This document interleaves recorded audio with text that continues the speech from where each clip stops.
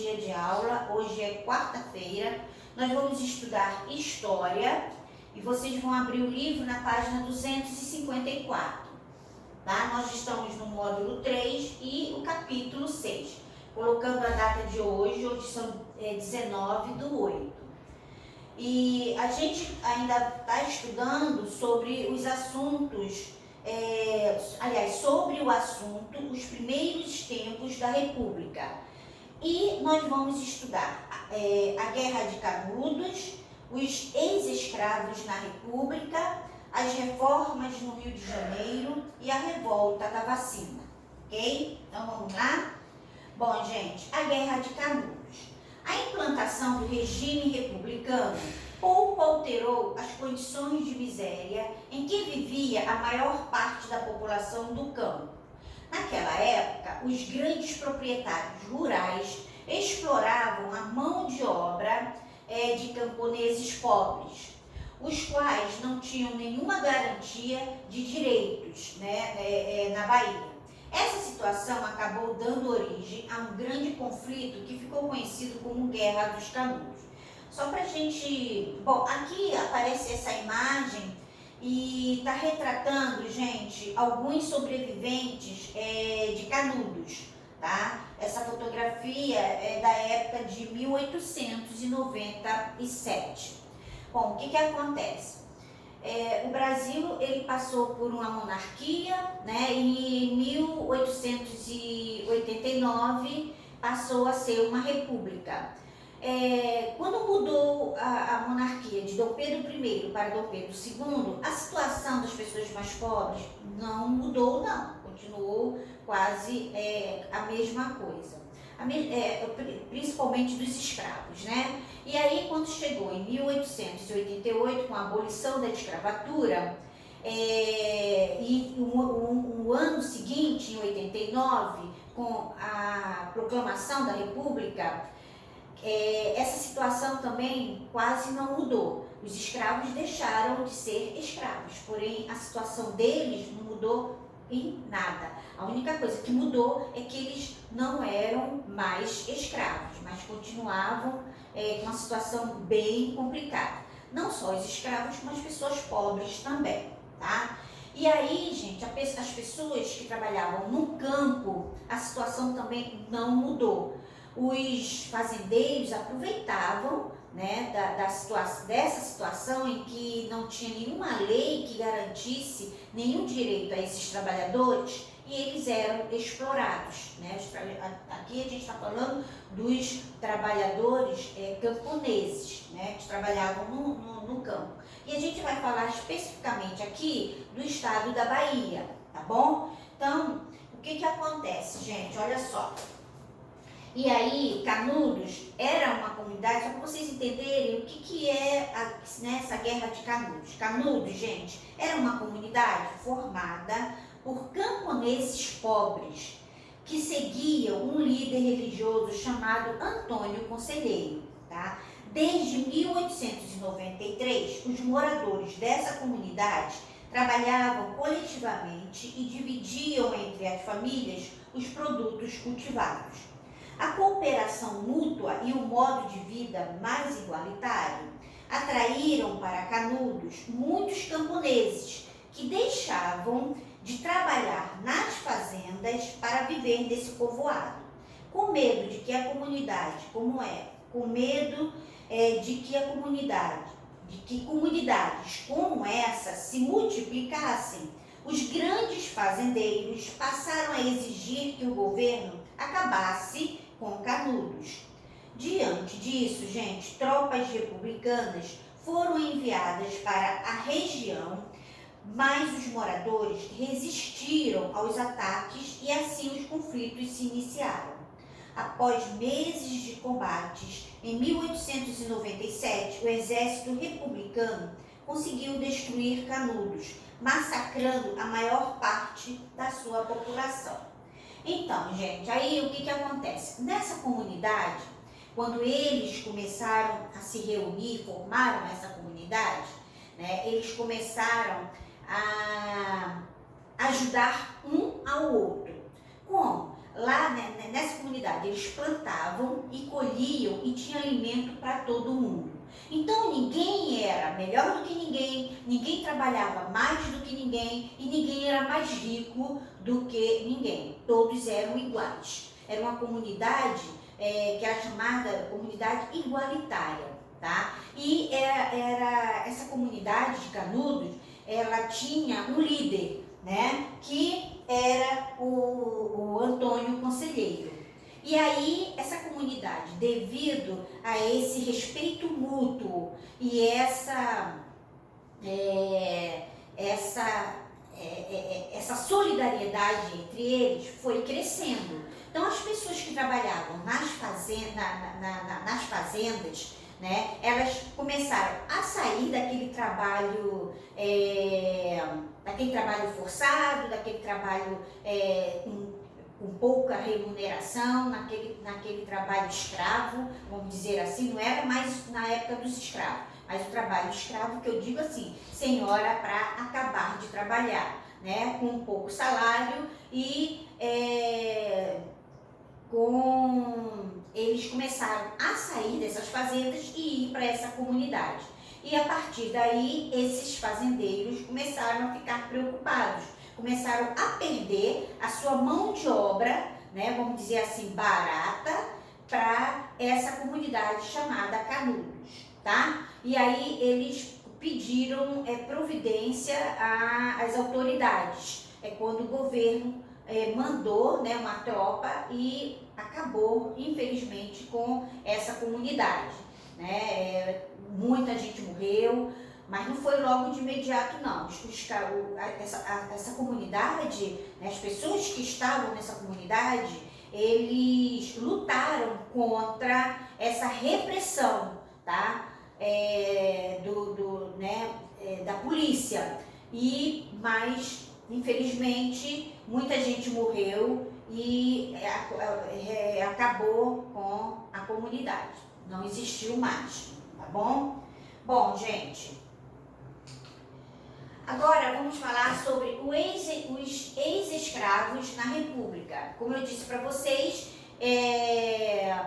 eles, em 1808, né, houve a abolição da escravatura e aí eles fizeram o quê? Eles iriam trabalhar em quê? Como seria a vida desses escravos? Sem estudos nenhum, não tinha ninguém tinha estudo, não sabiam, muitos, né, a maioria não sabia ler, não sabia escrever, e eles foram libertos. E aí, gente, eles foram trabalhar aonde? Foram morar aonde, né? É isso que nós vamos ver aqui. Como é que esses escravos, mesmo com a proclamação da República, como é que eles ficaram? Nos primeiros anos da República, mesmo com a abolição do regime escravista, os ex-escravos e seus descendentes continuaram vivendo em condições precárias e sem ter assegurados os seus direitos básicos. Nenhuma política pública foi adotada para integrá-los, né, à sociedade. Muitos deles continuaram trabalhando no campo em troca de salários baixos. Outros foram para as cidades em busca de novas oportunidades de trabalho. No entanto, gente, para um ex-escravo era muito difícil conseguir um emprego, principalmente por causa do preconceito. Assim, para garantir a sua sobrevivência, eles acabavam realizando trabalhos informais como carregadores e vendedores ambulantes. Então, como eu falei para vocês, eles não tinham estudo, iam para a cidade, não conseguiam emprego. Muitos voltavam para as fazendas, né, se submetiam aos salários baixos e continuavam, né, naquela situação bem precária. E outros, quando eles foram para a cidade e não conseguiram emprego, eles começaram a se virar com trabalhos informais. Então, eles começaram a trabalhar como carregadores e vendedores ambulantes. Bom, aí, para manter, o que eles fizeram, gente? Olha só, para manter sua dignidade, muitos ex-escravos formaram redes de solidariedade. Nessas redes, eles procuravam ajudar uns aos outros no dia a dia, muitas vezes chegando a arrecadar dinheiro para suprir algumas necessidades básicas, como comprar alimentos, né, e vestimentas. Por meio da cooperação entre as pessoas, gente, é possível superar diversas dificuldades. A solidariedade entre os ex-escravos no Brasil foi fundamental para que eles pudessem, né, sobreviver e, além disso, enfrentar o preconceito que sofriam. Bom, essa fotografia aqui, gente, retrata uma situação atual, tá? De hoje, né? Uma bem atual. Aqui é um grupo de afrodescendentes, né, que continuam se organizando para lutar pela valorização de sua cultura e contra o preconceito racial. Esse grupo ele é chamado de Batuque Reciclado, tá? O que eles fazem? Eles produzem instrumentos musicais, tá, de materiais recicláveis para divulgar ritmos de origem africana. O nome desse grupo, esse grupo ele fica em Quilombo de Sobara e fica aqui em Araruama, tá? Na praia de Araruama, no município de Araruama, aqui no Rio de Janeiro, tá? Então, mais uma vez, esse assunto aqui, ele está abordando, dizendo que a solidariedade, né, ela é importante porque ajuda, né, no caso aqui dos ex-escravos, essa rede de solidariedade foi que ajudou a eles a superarem as suas dificuldades, tá? Um ajudando ao outro, ok? Tá, gente? Então, vamos lá. Agora vamos falar sobre as reformas no Rio de Janeiro. Vocês sabem que desde 1808, ainda na época da monarquia, né, quando Dom João VI veio para o Brasil com a família real, né, e a sua comitiva, ainda no século XIX, né, o Brasil, o Rio de Janeiro, principalmente o Rio de Janeiro, começou a ter mudanças na cidade. Houveram várias mudanças, ok? Então, várias transformações, né, como tipo esgoto, né, que Dom João começou a colocar, que tinha um esgoto a céu aberto, aí começou a ter rede de esgoto.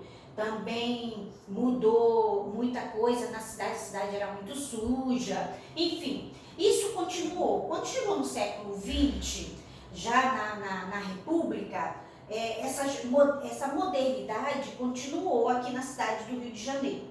Então aqui nós temos, olha só, duas fotografias do século XX. Uma é de 1900,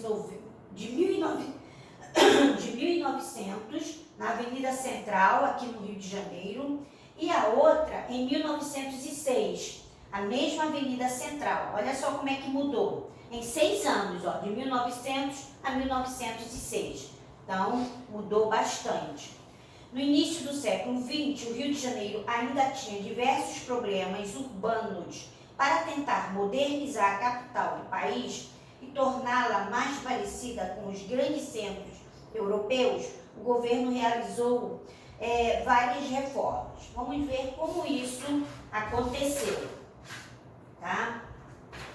Bom, gente, casas antigas que abrigavam a população mais pobre, por exemplo, foram demolidas de maneira autoritária muitas pessoas que habitavam o centro do Rio de Janeiro. Essas pessoas tiveram de construir novas moradias nos morros ou em regiões mais afastadas da cidade. Então, mais uma vez, é o que eu disse para vocês. Em 1808, quando a família real veio, a ordem era tirar as pessoas de suas casas, né, e atender, acomodar toda a comitiva que veio junto com a família real. Lembram que eu falei para vocês que muita gente perderam suas moradias e não tinham onde morar e começaram a subir os morros. e foi aí que surgiu a primeira comunidade, a primeira favela do Rio de Janeiro, que é o Morro da Providência hoje, né? E aí, quando chegou no século XX, gente, no governo, quando o Brasil era uma república, aconteceu de novo a mesma coisa. As autoridades, né, o governo, obrigou a saída daquelas pessoas pobres que moravam no centro da cidade, aqui no centro do Rio de Janeiro, expulsaram essas pessoas para simplesmente demolir e construir prédios, construir casas novas, comércios, enfim. E essas pessoas tiveram que sair e não tinham lugar para ir. Foi assim que continuaram subindo os morros, né, para começar a construir sua nova moradia. E aí, gente, foi quando começaram a surgir novos morros, que hoje nós temos inúmeros deles, né, que é a favela da Rocinha,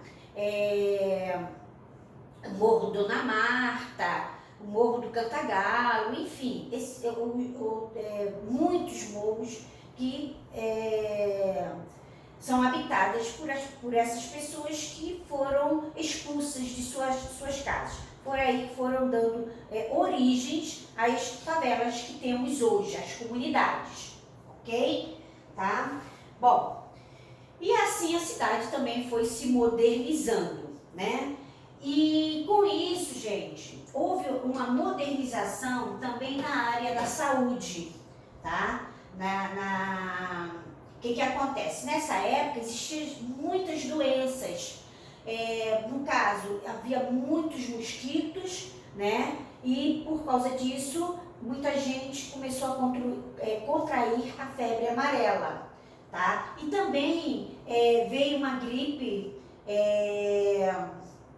que foi contra a varíola, um vírus, né? Contra a varíola. E aí o governo obrigou as pessoas a tomarem a vacina. Vamos ver como isso aconteceu. A revolta da vacina. Medidas autoritárias também foram adotadas pelo governo no campo da saúde pública. A vacinação contra a varíola, por exemplo, passou a ser obrigatória. Além disso, para combater focos de mosquitos que causavam febre amarela, agentes de saúde entravam nas residências, provocando grande indignação na população. A população ficou muito indignada com a forma que a saúde pública entrava na casa das pessoas para poder vacinar. Era uma forma muito violenta. Invadiam as casas, não queria saber qual era o horário, né? De uma forma truculenta, com violência, para aplicar a vacina. A pessoa não sabia nem o porquê que estava tomando a vacina. Não é dessa forma. E aí a população se revoltou por causa disso. Começaram a reagir. Não era dessa forma que eles queriam ser vacinados, né? E essa charge aqui, ela representa exatamente essa indignação da população. Em que diz: o povo tentava impedir que os funcionários do governo entrassem em suas casas. Por isso, os mata-mosquitos trabalhavam acompanhados de policiais que tratavam com violência os que negavam a permitir a entrada dos inspetores sanitários.